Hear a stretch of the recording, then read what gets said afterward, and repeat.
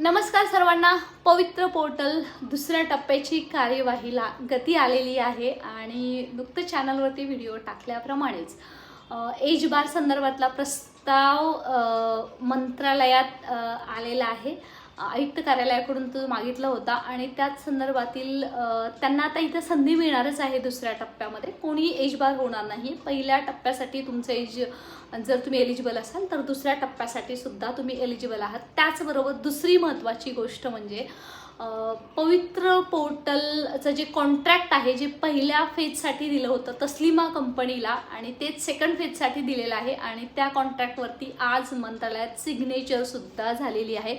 म्हणूनच सांगण्यास आनंद होतोय की अगदी वर्ष होत आलं दुसऱ्या टप्प्याची वाट पाहणारे आपले बांधव यांना आता कुठंतरी आशा लागून राहिलेली आहे. ती म्हणजे पवित्र पोर्टलच्या टॅबची. तर मित्रांनो, येणारे 8 ते 10 दिवस पण लागणार नाही आहेत असं आजच्या प्रयत्नातून वाटतंय मंत्रालयातल्या. तर टॅब तुम्हाला पवित्र पोर्टलवरती दिसेल, तो म्हणजे सेल्फ सर्टिफाय आणि एडिटच्या ऑप्शनसाठी.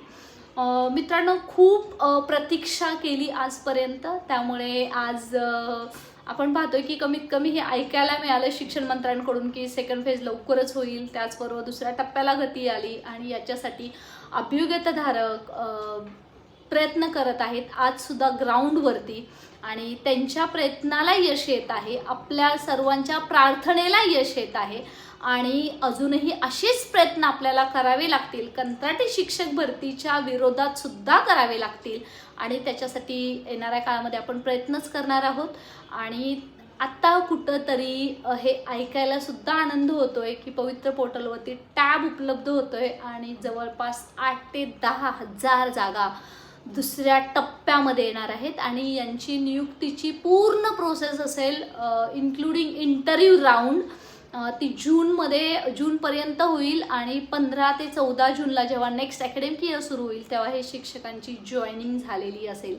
त्याचबरोबर रयत बांधवांचं समायोजन प्रस्तावित आहेत, परंतु यांना सुद्धा त्याची मागणी केल्याशिवाय हातात काहीच मिळणार नाही. मित्रांनो, अशाच महत्त्वपूर्ण अपडेटसाठी स्टे कनेक्टेड, चॅनलवरती कनेक्ट राहा, जेणेकरून तुमच्याकडून जेव्हा आता सेल्फ सर्टिफायचं ऑप्शन येईल किंवा एडिटचं ऑप्शन त्याच्यातून तुम्हाला चांगली संधी मिळेल आणि कोणत्याही चुका होणार नाही आहेत. शिक्षण सेवकांचा कालावधीसुद्धा 1 वर्षाचा करण्यात यावा यासाठी आपण शिक्षण मंत्र्यांची फॉलोअप घेणार आहोत आणि त्याचबरोबर सर्व आस्थापनांना अजून एकदा सेकंड फेजला जागा द्यायच्यासाठी लेटर काढण्यासाठी येणाऱ्या काळामध्ये आपण शिक्षण मंत्र्यांना भेटणार आहोत. Thanks. Stay connected. Thanks for watching अशाच महत्त्वपूर्ण अपडेटसाठी.